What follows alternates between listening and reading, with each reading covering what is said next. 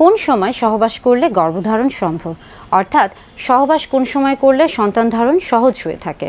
প্রত্যেক দম্পতি, নারী পুরুষ প্রত্যেকের ক্ষেত্রে, স্বামী স্ত্রী উভয়ের ক্ষেত্রে কিন্তু সন্তান ধারণ একটা আশীর্বাদ স্বরূপ। বিশেষ করে নবদম্পতি থেকে শুরু করে সকল দম্পতির জন্য কিন্তু সন্তান একটি আশীর্বাদ। অর্থাৎ গর্ভধারণের ক্ষেত্রে বা সন্তান ধারণের ক্ষেত্রে প্রত্যেকটা বিষয় কিন্তু নির্ভর করছে নারী পুরুষ বা স্বামী স্ত্রীর স্বাস্থ্যগত দিকের উপর। স্বাস্থ্যগত দিক বলতে আমরা বুঝাচ্ছি শারীরিক এবং মানসিক যে অবস্থা সেটি। আমরা যখন চিন্তা করছি মানসিক অবস্থা দেখে, তখন অবশ্যই চিন্তা করব যে একজন নারী পুরুষ বা বিবাহিত দম্পতি যখন সন্তান গ্রহণ করতে চাচ্ছে, তখন তারা মানসিকভাবে তৈরি কিনা বা প্রস্তুত কিনা, এটা কিন্তু অত্যন্ত জরুরি বা গুরুত্বপূর্ণ বিষয়। অর্থাৎ তিনি আসলে সন্তান গ্রহণ করতে চাচ্ছেন কিনা তার উপর কিন্তু নির্ভর করছে তার মানসিক যে অবস্থা, এবং সেটার কিন্তু একটা প্রভাব তার শরীরে শারীরিক অবস্থা অর্থাৎ স্বাস্থ্যগত অবস্থার উপর কিন্তু একটা প্রভাব পড়ছে। অর্থাৎ অবশ্যই সন্তান গ্রহণের সময় বা সন্তান গ্রহণের আগে তাকে মানসিকভাবে প্রস্তুত হতে হবে।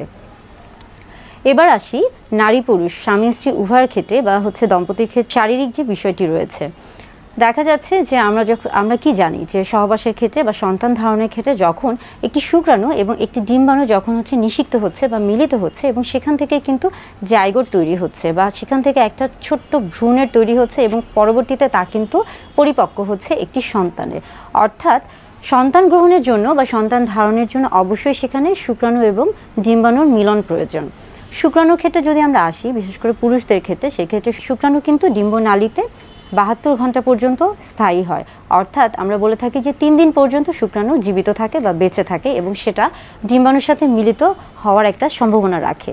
এখন আসি স্ত্রীদের ক্ষেত্রে দেখা যাচ্ছে যে ডিম্বাণুর ক্ষেত্রে কি হয়ে থাকে, জরায়ুর দুপাশে দুটি ওভারি বা ডিম্বাশয় থাকে, এবং সেখান থেকে দুই পাশে দুটি ফেলোপিয়ান টিউব বা ডিম্বনালী থাকে। যে ডিম্বাণুটি রয়েছে এটি প্রত্যেক মাসে ডিম্বাশয় থেকে ডিম্বনালীতে পৌঁছে, এবং সেখানে গিয়ে সে যখন শুক্রাণুর সাথে মিলিত হয়ে থাকে তখনই কিন্তু ভ্রূণ বা জাইগোটের তৈরি হয়ে থাকে।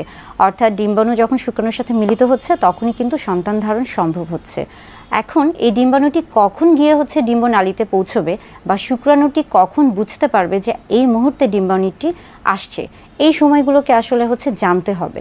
বিশেষ করে দেখা যাচ্ছে যে ডিম্বাণুর ক্ষেত্রে একটি ডিম্বাণু ডিম্বনালীতে মাত্র 24 ঘন্টা অর্থাৎ একদিন স্থায়ী থাকে। অর্থাৎ সেই একদিনের মধ্যেই কিন্তু ডিম্বাণুর সাথে শুক্রাণুর মিলিত হতে হবে। অর্থাৎ সন্তান গ্রহণের জন্য এই একটি দিন বা এই 24 ঘন্টা কিন্তু অত্যন্ত গুরুত্বপূর্ণ শুক্রাণু এবং ডিম্বাণুর মিলনের জন্য। এখন আমরা আসি যে একজন স্ত্রীর শরীরে যদি আমরা খেয়াল করি যে মাসিকের ক্ষেত্রে, প্রত্যেক মাসে যে মাসিক হয়ে থাকে সেটা অত্যন্ত গুরুত্বপূর্ণ, বিশেষ করে সন্তান গ্রহণের ক্ষেত্রে। আমরা জানি স্বাভাবিক মাসিকের ক্ষেত্রে, অর্থাৎ যাদের মাসিক অন্তত 28 দিন পরপর হয়ে থাকে, সেক্ষেত্রে দেখা যাচ্ছে এটাকে আমরা স্বাভাবিক মাসিক ধরে থাকি, অথবা 28 থেকে 25 দিন পর্যন্ত অনেক সময় স্বাভাবিক মাসিক হিসেবে গণনা করা হয়ে থাকে। মাসিকের মূলত দেখা যায় যে 14তম দিনে ওভুলেশন হয়ে থাকে।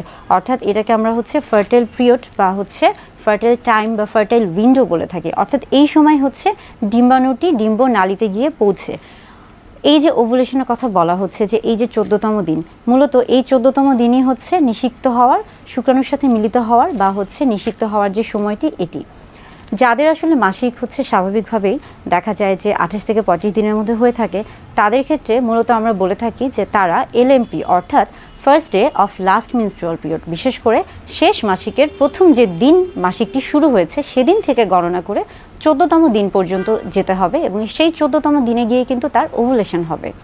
এটা মূলত দেখা যায় যে টানা 6 মাসে যদি তার মাসিকটি স্বাভাবিক হয়ে থাকে বা রেগুলার সাইকেল হয়ে থাকে, সেই ক্ষেত্রে কিন্তু এই যে গণনাটি এটি কিন্তু কাজ করবে। অর্থাৎ এই 14তম দিনে গিয়েই কিন্তু সন্তান গ্রহণ সম্ভব, যদি শুক্রাণু সেখানে পৌঁছে থাকে, সেই সময়ে পৌঁছে থাকে।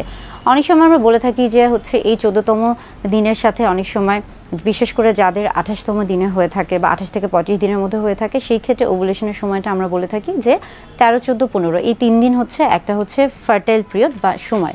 এই সময় সহবাস করলে সেই ক্ষেত্রে সন্তান গ্রহণটা দ্রুত হয়ে থাকে। এখন আমরা আসি ওভুলেশন টাইম একই বিষয়। মাসিকের ক্ষেত্রে আমরা বলছি যে যাদের স্বাভাবিক মাসিক বা 28 থেকে 25 দিনের মধ্যে বা 32 দিনের মধ্যে হয়ে থাকে, সেই ক্ষেত্রে ওভুলেশন টাইম যেহেতু আমরা বলছি যে 14তম দিনে গিয়ে সে সময় গিয়ে যদি আমরা খেয়াল করি যে মাসিকের প্রথম সপ্তাহ নয়, মাসিকের দ্বিতীয় সপ্তাহে যদি একজন নারীর শরীরের তাপমাত্রা নির্ণয় করা হয়ে থাকে, তাহলে সেই ক্ষেত্রে দেখা যাবে যে দ্বিতীয় সপ্তাহে তার শরীরের যে তাপমাত্রা এটা স্বাভাবিক থাকবে, এবং যখনই সে 14তম দিন বা তৃতীয় সপ্তাহে গিয়ে সে পৌঁছবে তখনই দেখা যাবে যে বিশেষ করে পরপর 3 দিন তার তাপমাত্রা বেশি থাকবে। অর্থাৎ ওই যে ওভুলেশনের যে সময়টি থাকে, যেই সময়টি হচ্ছে ডিম্বাণুটি ডিম্বনালীতে গিয়ে পৌঁছে, এবং সেখানে যদি হচ্ছে তার শুক্রাণু না পৌঁছে সেই ডিম্বাণুটি তখন কিন্তু বের হয়ে চলে যায়, এবং সেটাই কিন্তু পরবর্তীতে মাসিক হিসেবে পরিচিত হয়ে থাকে। অর্থাৎ ওভুলেশনের যে সময়টা বা ওভুলেশনের যে তাপমাত্রা রয়েছে সেটা থেকেও কিন্তু আমরা বুঝতে পারি যে সন্তান ধারণ সম্ভব কিনা, বা এই সময় হচ্ছে সহবাস করলে সন্তান ধারণ সম্ভব হবে কিনা। অনেক সময় দেখা যাচ্ছে যে যাদের মাসিক হচ্ছে 28তম দিনে বা রেগুলার সাইকেল হয়ে থাকে তাদের ক্ষেত্রে ওভুলেশনের এই যে তাপমাত্রাটা তৃতীয় সপ্তাহে অনেকটা, শুধুমাত্র 3 দিন না, হয়তো বা টানা 1 সপ্তাহ পর্যন্ত বেশি থাকে। তবে 1 সপ্তাহ পর্যন্ত বেশি থাকলেও ওভুলেশনের যে সময়টা এটা কিন্তু শুধুমাত্র 3 দিনই। অর্থাৎ বারবার বলছি যে যেহেতু সেখানে ডিম্বাণুটি 24 ঘন্টা পর্যন্ত থাকে এবং শুক্রাণুটি 72 ঘন্টা পর্যন্ত থাকে, অর্থাৎ এই 72 ঘন্টা বা 3 দিনই কিন্তু হচ্ছে তার নিষিক্ত হওয়ার সময়। কিন্তু সবসময় খেয়াল রাখতে হবে যে 24 ঘন্টা অত্যন্ত গুরুত্বপূর্ণ, কেননা ডিম্বাণু কিন্তু শুধুমাত্র 24 ঘন্টা বা একদিন পর্যন্ত সেখানে নিষিক্ত হতে পারে। এখন আমরা আসি যে বাজারে বিভিন্ন ধরনের ওভুলেশন কিট পাওয়া যায় বা ওভুলেটরি কিট পাওয়া যায়। যেমন দেখা যাচ্ছে যে প্রেগন্যান্সি পরীক্ষার ক্ষেত্রেও কিন্তু বাজারে বিভিন্ন ধরনের প্রেগন্যান্সি কিট পাওয়া যায়, সেরকম ওভুলেটরি কিট আছে। তবে এগুলো বাজারে যেহেতু এগুলোর হচ্ছে মূল্যটা কিছু বেশি, তাই এগুলো এতটা পরিচিত বা সহজলভ্য নয়। এখন আমরা আসি যে ইদানিং যেহেতু আমরা অনেকেই ডিজিটাল মিডিয়ার উপর অনেক বেশি নির্ভরশীল, বর্তমানে কিন্তু বিভিন্ন ধরনের ডিজিটাল মিডিয়াতে বা হচ্ছে বিভিন্ন ধরনের অ্যাপস রয়েছে।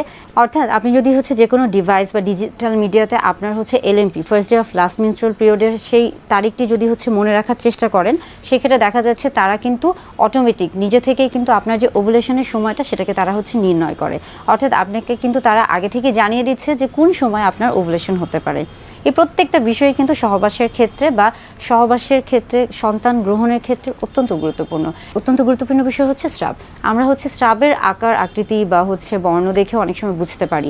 বিশেষ করে দেখা যাচ্ছে যে যখন স্রাবটি অত্যন্ত পিচ্ছিল আকার হয়ে থাকে, গাঢ় হয়ে থাকে, ঘন হয়ে থাকে, তখন কিন্তু হচ্ছে ওভুলেশনের সময়। অর্থাৎ সেই সময়ও যদি হচ্ছে সহবাস করা হয়ে থাকে, সেই ক্ষেত্রেও কিন্তু খুব সহজে সন্তান ধারণ সম্ভব।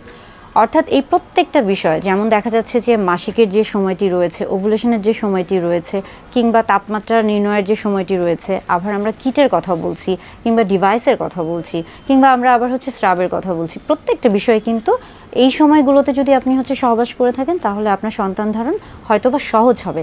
তবে কোনোটাই কিন্তু আমরা বলতে পারবো না যে শতকরা হচ্ছে 100% হচ্ছে নিশ্চিত। তবে এই নিয়মগুলো যদি আপনি মেনে চলেন তাহলে আপনার জন্য সন্তান গ্রহণ করা বা গর্ভধারণ করা অনেক সহজ হয়ে যাবে।